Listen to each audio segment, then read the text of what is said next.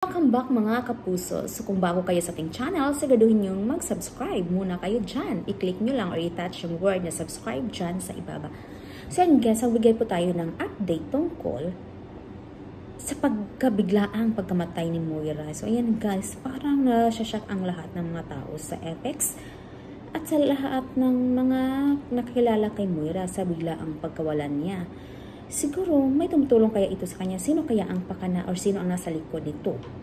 Ito kayang papa ni Justin ang may balak na ipalabas sa publiko na wala na itong si Moira upang magtagumpay ang kanilang plano na sirain yung mga tanyag. So yan guys, nako, parang may dadating na naman na delubyo sa buhay ni Annalyn.